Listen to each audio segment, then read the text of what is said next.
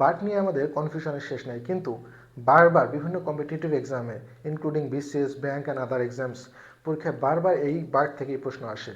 So আজকে আমরা bird নিয়ে যত রকম কনফিউশন আছে সবগুলো সলভ করার চেষ্টা করব। অ্যান্ড বার্ড নিয়ে কম্পিটিটিভ এক্সামে যদি প্রশ্ন আসে, আজকের এই ক্লাস থেকে আপনি নিশ্চিত কমন পাবেন। সো আসেন আমরা সলভ করি। বার্ড কিন্তু শুধু একটা পার্ট অফ স্পিচ হিসেবে ব্যবহার হয় না। অনেকে আমরা ভাবি যে বার্ড শুধুমাত্র হয়তো কনজাংশন বা প্রিপোজিশন, বাট না, বার্ড একই ধারে একই সাথে আমাদের noun, pronoun, verb, adverb, conjunction, preposition 6টা পার্ট অফ স্পিচের কাজ করতে পারে। সবগুলো আজকে বিস্তারিত দেখবো এবং প্রিভিয়াস ইয়ারের কিছু কোয়েশ্চেন আমরা সলভ করব। সো সবার প্রথম আমরা দেখি বার্ড কিভাবে নাউন হিসেবে ইউজ করা হয়। নাউন হিসেবে ইউজ হলে বার্ড মনে রাখবেন ইউজুয়ালি এটা প্লুরালে থাকে। বার্ডস নাউন হিসেবে ইউজ হলে ইউজুয়ালি এটা প্লুরালে থাকে। কখন এটা নাউন? সাধারণভাবে মনে রাখবেন অজুহাত বুঝাতে। অজুহাত, কিন্তু আমি সেখানে যাইতাম, কিন্তু এই যে কিন্তু একটা বললাম, এরকম কোনো অজুহাত বুঝাতে বার্ডটা কি আমরা নাউন হিসেবে ব্যবহার করি। সো আমরা কিছু এক্সাম্পল দেখি। I don't want to here, আমি শুনতে চাই না এনি বার্ডস, মানে আমি কিন্তু শুনতে চাই না, মানে আমি কোনো কিন্তু শুনতে চাই না। ঠিক আছে, এই কিন্তু মানে কি একটা অজুহাত বোঝাচ্ছে। যেহেতু অজুহাত, আমরা এটাকে নাউন বলতে পারি।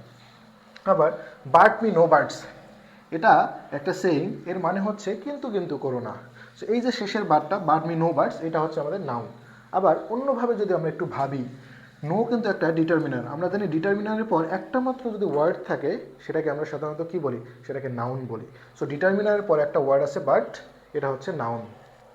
এরপর নো ইফ অ্যান্ড বার্ডস, কোনো যদি কিন্তু নয়, just get out of here, just এখান থেকে চলে যাও। কোনো যদি কিন্তু নয়, যদি কিন্তু এভাবে ইফ অ্যান্ড বার্ডস এগুলো হচ্ছে আমাদের নাউন হিসেবে ইউজ করা হয়। সো জাস্ট একটা জিনিস মনে রাখবো, অজুহাত বুঝাতে এটা নাউন হিসেবে ইউজ করা হয়, আর এই নাউনটা ইউজুয়ালি প্লুরাল থাকে। এবার আমরা একটু নিচে আসি, রিলেটিভ প্রোনাউন অথবা নেগেটিভ রিলেটিভ প্রোনাউন হিসেবে কীভাবে ইউজ করা হয়। যদিও একটু বলে রাখি, এটা ওল্ড অ্যান্ড ইনফর্মাল, এখন আর এটাকে রিলেটিভ প্রোনাউন হিসেবে ভাবা হয় না, বাট এটা ছিল ট্র্যাডিশনাল নিয়ম। বাট স্টিল আমাদের অনেক পরীক্ষায় কিন্তু রিলেটিভ প্রোনাউন হিসেবে চলে আসে, বাংলাদেশের বিশেষ করে কম্পিটিটিভ এক্সামগুলোতে। সো শিখে রাখা ভালো। এমন কেউ নেই যে, বা এমন কিছু নাই যে যা এটা করে না, যা এরকম হয় না, এরকম বোঝাতে আমরা বার্ডকে কি রিলেটিভ প্রোনাউন হিসেবে ব্যবহার করতে পারি। এখানে বার্ডের মিনিংটা নেগেটিভ আসে, যেই কারণে কিন্তু আমরা এটাকে নেগেটিভ রিলেটিভ প্রোনাউনও বলে থাকি মাঝে মাঝে। সো আমরা দেখি, দেয়ার ইজ নো ওয়ান, এমন কেউ নেই যে লাভ ফ্লাওয়ার্স, এমন কেউ নেই যে ফুলকে ভালোবাসে না। এমন কেউ নেই যে ফুলকে ভালোবাসে, এই যে একটু আগে বললাম এমন কেউ নেই যে যা এমন হয় না হয়, এরকম বোঝাতে কি বাট আমাদের রিলেটিভ প্রোনাউন। সো এখানকার বাট হচ্ছে রিলেটিভ প্রোনাউন। এরপর there is no one of them, তাদের মধ্যে এমন কেউ নেই যে ওয়ান্টস টু ডিসিভ আস, যে আমাদের ঠকাতে চায় না বা প্রতারিত করতে চায় না। তাদের মধ্যে এমন কেউ নেই যে আমাদের প্রতারিত করতে চায় না। এই যে এমন কেউ নেই, এরকম বোঝাতে আমরা কি বাটকে আমরা এখানে কি রিলেটিভ প্রোনাউন বলি। সো আমরা একটু খেয়াল করি, পুরোটা নেগেটিভ মিনিং দেয়, এই জন্য কিন্তু এটা নেগেটিভ রিলেটিভ প্রোনাউন। আবার একটা নোট আমরা দেখবো এখানে, নোটটা হচ্ছে এরকম, সরি আমরা ওকে। সো বাটকে মডার্ন ইংলিশে রিলেটিভ প্রোনাউন হিসেবে ব্যবহার করা হয় না। বার্ডকে মডার্ন ইংলিশ গ্রামারে কি রিলেটিভ প্রোনাউন হিসেবে ব্যবহার করা হয় না। এক্ষেত্রে বার্ডের পরিবর্তে কি বসে? হু বা that, not, mainly who are not এভাবে বসে, হু নট এভাবে বসে। তাই উপরে বাক্যগুলো এভাবে লেখা যায়, মানে নিচের মতো করে লেখা যায়। যেমন আমরা লিখেছিলাম কি, there is no one but love flowers, এমন কেউ নেই যে ফুলকে ভালোবাসে না। এইটাকেই আমরা লিখতে পারি, দেয়ার ইজ নো ওয়ান, এমন কেউ নেই, হু ডাজেন্ট লাভ ফ্লাওয়ার্স, যে ফুলকে ভালোবাসে না। তার মানে কি উপরে বাক্যটাকেই কিন্তু জাস্ট এভাবে লেখা যায়। আগের এটা ওল্ড, এখন এটা কম ইউজ করা হয় মডার্ন গ্রামারে, এটা পুরো ট্র্যাডিশনাল গ্রামারের রুল।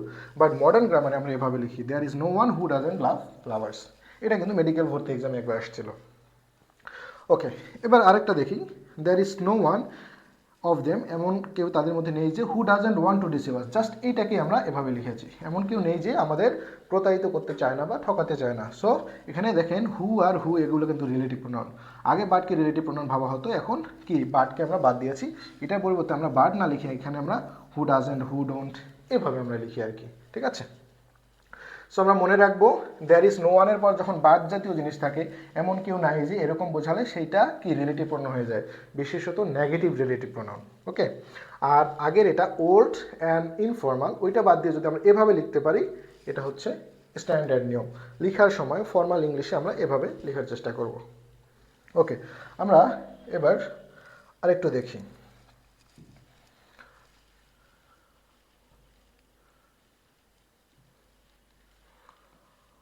ওকে, বাট ভার্ব হিসেবে ইউজ করা যায় সেটাই আমরা এখন দেখব। এটা রেয়ার কেস, জাস্ট একটা মাত্র বাক্যে বাট ভার্ব হিসেবে ইউজ করা যায়। সেই বাক্যটি হচ্ছে বাট মি নো বাটস। এই বাক্যটা উপরেও আমরা দেখেছি, এর মানে হচ্ছে কিন্তু কিন্তু করো না। এখানে কি বাট, এখানে ভার্ব, আমরা জানি এটা একটা ইম্পারেটিভ সেন্টেন্স, কিন্তু কিন্তু করো না ভার্ব দিয়ে শুরু হচ্ছে।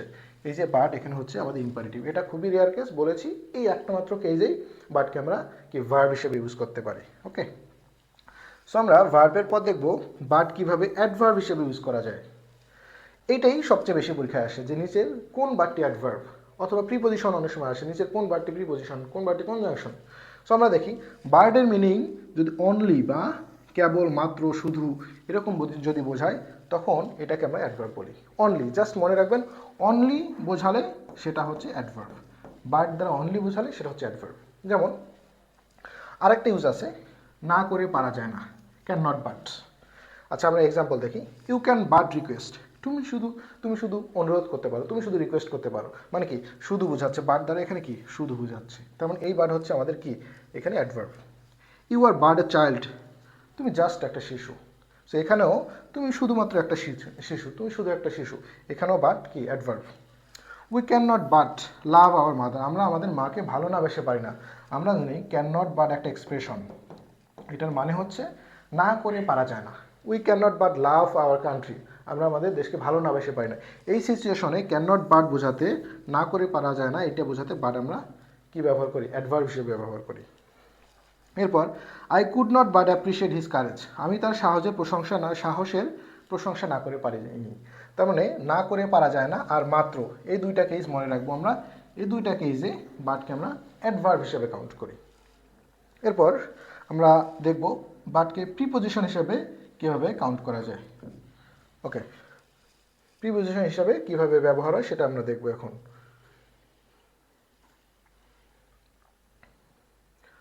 ওকে, প্রিপোজিশন, বাট যদি ছাড়া বা ব্যতীত বোঝায়, এক্সেপ্ট, এইটা বোঝালে সেটা আমরা নিশ্চিন্তে ধরে নেব যে এই বাটটা প্রিপোজিশন হিসেবে ইউজ করা হয়েছে, ঠিক আছে। আর এই ক্ষেত্রে বাটের পর কিন্তু আমাদের সাধারণত নাউন জাতীয় ফ্রেজ এটসেট্রা এই জাতীয় জিনিস থাকে আর কি। সো আমরা দেখি, none but the brave participated the game, এই গেমে কারা পার্টিসিপেট করেছিল, নান বাট দ্য ব্রেভ, মানে ব্রেভ ছাড়া, মানে সাহসীরা ছাড়া আর কেউ এই গেমে পার্টিসিপেট করে নাই, ঠিক আছে। তার মানে কি সাহসীরা সারা বোঝাচ্ছে, তার মানে এই বাটটা হচ্ছে আমাদের প্রিপোজিশন। আবার দেয়ার ওয়াজ নাথিং লেফট, কিছু বাকি ছিল না, but a few dried up sandwich ছাড়া, সেখানে কিছু শুকিয়ে যাওয়া স্যান্ডউইচ ছাড়া কিছু বাকি ছিল না। তার মানে এই যে ছাড়া বোঝাচ্ছে, কি ছাড়া কিছু বাকি ছিল না, স্যান্ডউইচ ছাড়া কিছু বাকি ছিল না, এই যে ছাড়া বা ব্যতীত বোঝাচ্ছে, তখন এই বারটা কি আমরা এটাকে প্রিপোজিশন হিসেবে কাউন্ট করব। এরপর আবারও দেখি, every one was there but him, সেখানে সবাই উপস্থিত ছিল, বাট হিম মানে সে ছাড়া সবাই উপস্থিত ছিল। কারণ এই বার্ড দ্বারা সারা বা অ্যাকসেপ্ট বোঝাচ্ছে, তার মানে এটাও কিন্তু প্রিপোজিশন হয়ে যাচ্ছে। এরপর anyone but him can do the work, anyone but him মানে সে ছাড়া ক্যান ডু দ্য ওয়ার্ক, সবাই সেই কাজটি করতে পারে, সে ছাড়া সবাই সেই কাজটি করতে পারে। এই যে এখানেও কি ছাড়া বোঝাচ্ছে, যেহেতু ছাড়া বোঝাচ্ছে, আমরা ছাড়া বা ব্যতীত বোঝালে আমরা জানি এটা প্রিপোজিশন হিসেবে ইউজ করা হয়। ওকে, আমরা লাস্ট ওয়ান আমাদের দেখব, আরেকটা ব্যবহার আছে বাটের, সেটা হচ্ছে কনজাংশন। অনেক সময় পরীক্ষা চলে আসে যে নিচের কোন বাটটি হচ্ছে কনজাংশন। ওকে, আমরা এবার এটাই দেখব। কিন্তু অথবা তবে যদি বোঝায় তখন এটাকে কনজাংশন হিসেবে ব্যবহার করা হয়, ঠিক আছে। কিন্তু বা তবে অর্থে আমরা কনজাংশন হিসেবে ব্যবহার করি।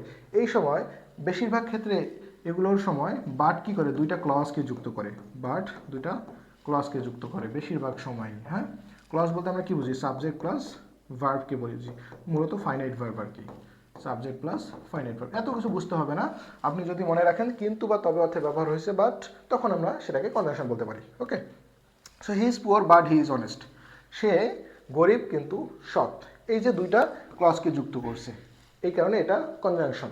আবার কিন্তু বোঝাচ্ছে, হি ইজ পুয়ার বাট, কিন্তু বোঝালেও আমরা জানি এটা কি কনজাংশন। সো এখানে বাট হচ্ছে কনজাংশন। এখানে অনেক সময় এই বাক্যটাকে এভাবে লেখা যেতে পারে, হি ইজ পুয়ার বাট অনেস্ট। তার মানে কি, এই যে আমরা হি ইজ বাদ দিয়ে দিলাম, হি ইজ বাদ দিয়ে জাস্ট লিখলাম হি ইজ পুয়ার বাট অনেস্ট, এইটা হচ্ছে শর্ট ফর্মে লেখা, এইটাকেই মূলত মেইন ফর্মটা কি ছিল, হি is poor but he is honest. তার মানে এখানকার বাট কি হবে, এখানকার বাটও কিন্তু আমাদের কনজাংশনই হবে, কারণ ফুল ফর্মটা তো এটা ছিল, হি is poor but he is honest. এরপর আরেকটা দেখি আমরা, হি ওয়েন্ট দেয়ার, সে সেখানে গিয়েছিল, বাট কিন্তু ডিড নট মিট হিম, সে সেখানে গিয়েছিল কিন্তু তার সাথে দেখা করে নাই। এখানেও কিন্তু বুঝাচ্ছে অথবা দুইটা ক্লজকে যুক্ত করছে, যদিও এখানে হি একটা কি রিডিউস আকারে আছে, হিডেন আকারে আছে। সো এখানেও বাট কিন্তু একটা কনজাংশন। আমরা পুরোটা সামারি টানবো, সামারি করবো 1 মিনিটে, তারপর আমরা এক্সারসাইজগুলো করবো। বিশেষ বিভিন্ন পরীক্ষায় চলে এসেছে এই বাট থেকে। সো আমরা প্রথমেই দেখেছিলাম বাট নাউন হতে পারে। নাউন কখন হয়? সাধারণত প্লুরালে থাকে, আর এটা দ্বারা কি অজুহাত বোঝায়, তাই না? অজুহাত। এরপর দেখেছিলাম রিলেটিভ প্রোনাউন বা নেগেটিভ রিলেটিভ প্রোনাউন, সেটা কখন? There is no one but, এরকম, তাই না? কেউ নেই যে এটা করে না, কেউ নেই যে ওটা করে না, এরকম। There is no one but, কেউ নেই যে এটা করে না, এরকম বাংলাটা আমরা মনে রাখবো, হ্যাঁ। তারপর দেখেছিলাম আমরা ভার্ভ। ভার্ব একটা কেজেই দেখেছিলাম, but me no buts, but me no buts, এরকম ছিল। এরপর আমরা দেখেছিলাম অ্যাডভার্ভ। অ্যাডভার্ভ কখন? অনলি যদি বোঝায়, তখন আমরা এটাকে কি অ্যাডভার্ভ হিসেবে দেখেছিলাম। এরপর আমরা দেখেছিলাম প্রিপোজিশন হিসেবে। প্রিপোজিশন কখন? এক্সেপ্ট, ছাড়া বা ব্যতীত হিসেবে দেখলে আমরা সেটাকে প্রিপোজিশন বলতেছি। এরপর কনজাংশন। কনজাংশন কি? কিন্তু, তবে, এগুলো বোঝাতে আমরা কি কনজাংশন হিসেবে ইউজ করতেছি। সো আমরা এখন প্রশ্নগুলো সলভ করি। ওকে, প্রথম প্রশ্ন। ওকে, একটু মুছে দিতে হবে।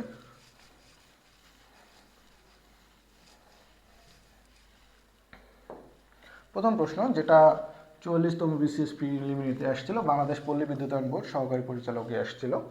সো আমরা দেখি, he could not win but, সে জিততে পারে নাই কিন্তু লার্ন এ লট, মানে অনেক কিছু শিখতে পেরেছিল। এখানে স্পষ্টতই বোঝা যাচ্ছে এইটা কি কিন্তু অর্থ দিচ্ছে। আমরা এখানে যদি একটু দেখি, কিন্তু অর্থ দিলে কিন্তু বাট কনজাংশন। সো আমরা এখানে রাইট অ্যান্সার নিতে পারি, এটা কনজাংশন, বাট এখানে কনজাংশন, ঠিক আছে।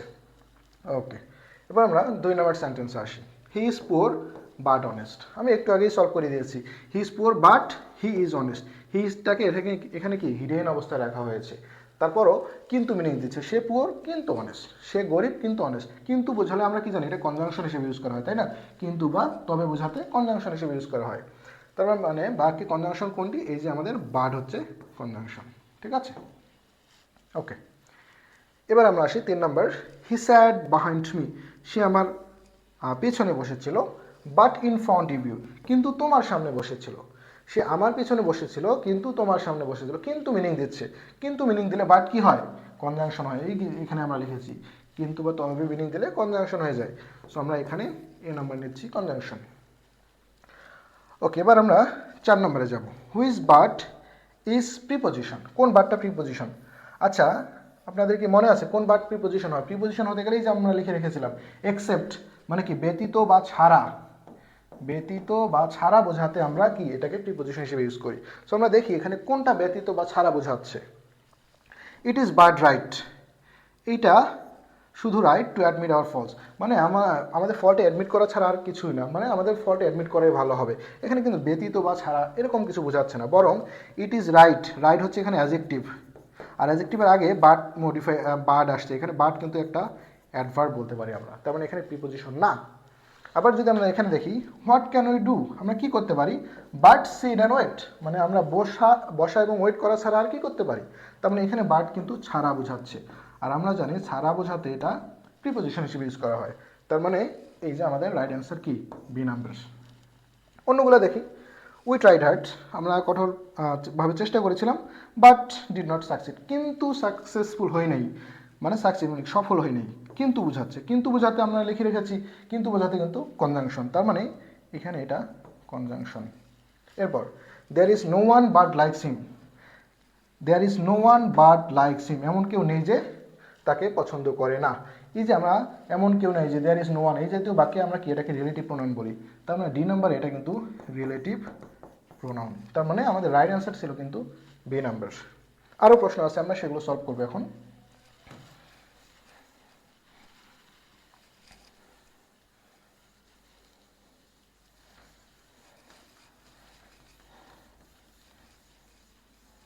ওকে,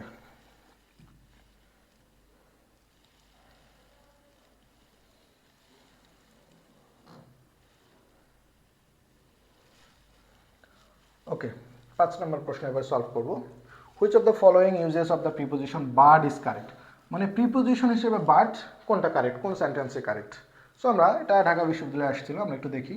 I am sure no one but he, আমি নিশ্চিত যে নো ওয়ান বাট হি মানে সে ছাড়া would do such a thing, কেউ এই কাজটা করতে পারে না বা পারেনি, মানে আমি শিওর যে এটা ছাড়া সে ছাড়া এটা কেউ করেনি, তাই না। সো আমরা সারা বা ব্যতীত বোঝাতে আমরা এখানে দেখেছি যে সারা বা ব্যতীত বোঝালে আমরা সেটাকে প্রিপোজিশন হিসেবে কাউন্ট করি, প্রিপোজিশন হিসেবে ধরি, তাই না। তার মানে এখানে প্রিপোজিশনের কারেক্ট ব্যবহার এ নাম্বারই হবে। তারপরও বিসিডি আমরা একটু দেখি এখানে প্রিপোজিশন কোন পার্ট অফ স্পিচ হয়। He doesn't seem to be interested in anything, তাকে কোনো কিছু ইন্টারেস্টেড মনে হচ্ছে না, বাট প্লে উইথ টয়েস, মানে টয়ে খেলা করা ছাড়া, মানে টয়ে খেলা করা ছাড়া অন্য কোনো কিছুতে তাকে ইন্টারেস্টেড মনে হচ্ছে না। এই বাক্যটা ভুল, কারণ বাট এখানে প্রিপোজিশন, প্রিপোজিশনের পর সবসময় কি বাট প্রিপোজিশন হলে এরপর আইএনজি ব্যবহার করা হয়। তার মানে এখানে যদি প্লেইং থাকতো তাহলে আমরা নিতে পারতাম সঠিক বাক্য হিসেবে, হ্যাঁ। তো এখানে প্রিপোজিশন হিসেবে ব্যবহার হওয়ার প্রশ্ন আসে না, মানে বাক্যটাই রং, সো প্রিপোজিশন আমরা নিতে পারি না। এরপর I can not but to admire, এখানে টুটা হচ্ছে আমাদের ভুল, কারণ আমরা জানি ক্যান নট বাট একটা এক্সপ্রেশন, এদের পর ভার্বের কি বেইস ফর্ম হয়, আর ক্যান নট হেল্প আরেকটা এক্সপ্রেশন, এদের পর ভার্বের কি আইএনজি ফর্ম হয়, তাই না। সো এখানে টু থাকার কারণে বাক্যটাকেই আমরা রাইট নিতে পারতেছি না, সো আমরা অ্যান্সারও নিতে পারতেছি না সেটাকে।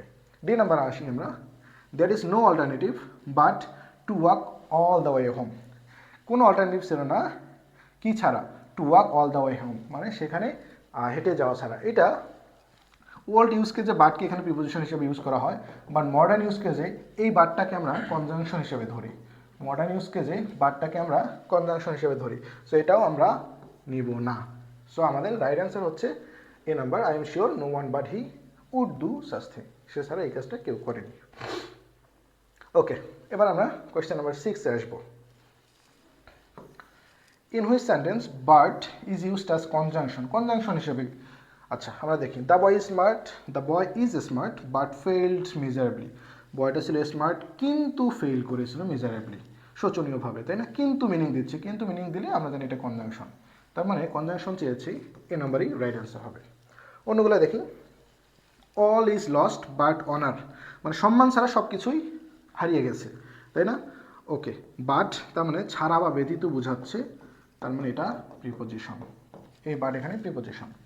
এরপর সে returned all the gifts but one, সে সবগুলো গিফট ফিরিয়ে দিয়েছিল বাট ওয়ান মানে একটা ছাড়া, এখানে এক্সেপ্ট বা ছাড়া বোঝাচ্ছে, তার মানে এটাও প্রিপোজিশন, এই বাট হচ্ছে প্রিপোজিশন। এরপর none but the brave deserve the fair, none but the brave মানে ব্রেভ ছাড়া কেউ ন্যায্য দাবি করতে পারে না, এরকম কিছু একটা মনে হচ্ছে বোঝাচ্ছে। সো এইখানে ছাড়া বা ব্যতীত বোঝাচ্ছে, এখানেও কিন্তু এটা প্রিপোজিশন। সো কনজাংশনের ইউজ কেস আমরা একটাই দেখেছিলাম, সেটা হচ্ছে এ নাম্বার। এরপর আমাদের লাস্ট কোয়েশ্চেন আজকের, there is no mother but loves her child, এমন কোনো মা নেই যে তার শিশুকে ভালোবাসে না। এখানে বাট কি, আমরা এখানে লিখেছি দেয়ার ইজ নো বাট, এগুলো কি রিলেটিভ প্রোনাউন, যেটাকে আমরা কি নেগেটিভ রিলেটিভ প্রোনাউনও বলতে পারি, এটা আগেই বুঝিয়েছি। সো এখানে নেগেটিভ রিলেটিভ প্রোনাউন হবে অ্যান্সার, কনজাংশন আমরা দিচ্ছি না, অ্যাডজেক্টিভ দিচ্ছি না, অ্যাডভার্ব দিচ্ছি না, সো নেগেটিভ রিলেটিভ প্রোনাউন আমরা এখানে দেব। আশা করি বাট নিয়ে সকল ধরনের কনফিউশন আপনার ক্লিয়ার হয়েছে। সো এগুলো প্র্যাকটিস করতে থাকুন, এইটা লেকচার দেখার পর আবারও আপনি নিজে নিজে একটু ভাবুন, আর রুলগুলো মুখস্থ করার চেষ্টা করুন, অ্যান্ড প্রশ্নগুলো আবার সলভ করার চেষ্টা করুন, দেখবেন বাট নিয়ে সকল কনফিউশন ক্লিয়ার হবে। অ্যান্ড এরকম আরও ভিডিও পেতে আমাদের সাথেই থাকুন। Thank you.